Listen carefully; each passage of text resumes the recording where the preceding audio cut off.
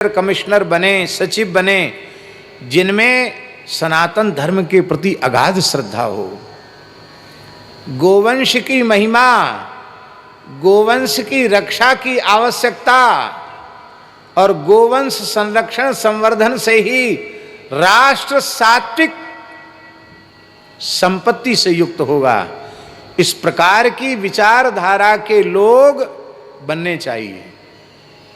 हमसे कई लोग कहते हैं कि हम आईएएस की तैयारी कर रहे हैं, अच्छे संस्कारवान, तो हम कहते तुम सब छोड़ के ये काम करो। क्यों?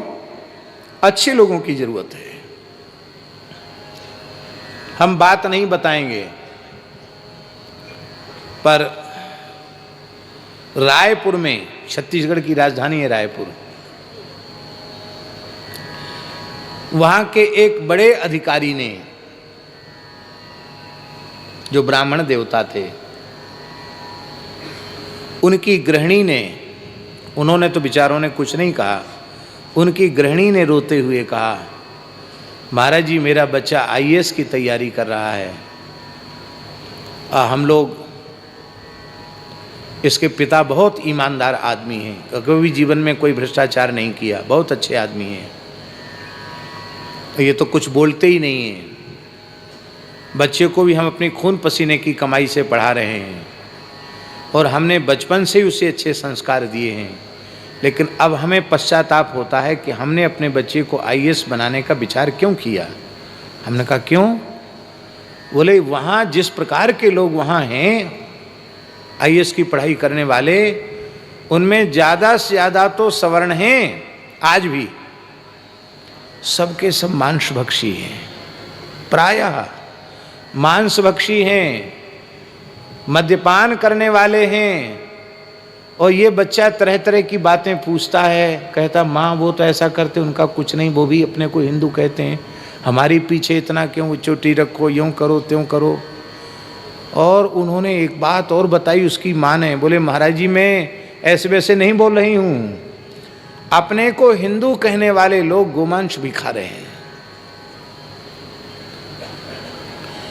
उच्च वर्ण का अभिमान लेकर घूमने वाले लोग मांस खा रहे हैं, तो गोमांस तक खा रहे हैं। मुझे भय है कहीं मेरा बच्चा उस कुसंग में जाकर बिगड़ न जाए। मैं आईएएस नहीं, मैं अपने पुत्र को भक्त बनाना चाहती हूँ। आप विचार करो देश की स्थिति कैसी है।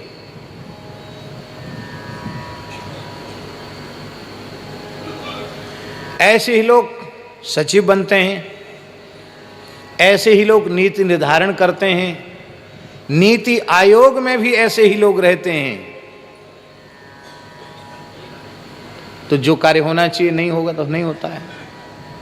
हमारे एक सूर्यश्याम गौशाला के समर्पित सेवक हैं रश्मि भाई जी, भीम जियानी,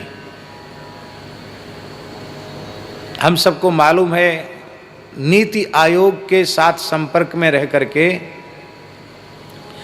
अत्यधिक श्रम किया उन्होंने, दिनों रात एक कर दिया, और उन्होंने कहा कि कुछ न कुछ गाय के बारे में बढ़िया निर्णय होगा, लेकिन निराशा हाथ लगी। 10 वर्ष जो बहुत उत्तम रूप में मिले थे शासकों को, जिसमें वे बहुत कुछ अच्छा कर सकते थे, गाय के लिए अच्छा कर सकते थे, लेकिन उन 10 वर्षों में भी जो करना चाहिए था गाय के लिए कुछ भी नहीं हुआ। और अब ऐसी स्थिति है कि अब तो बैसाखी के सहारे हैं।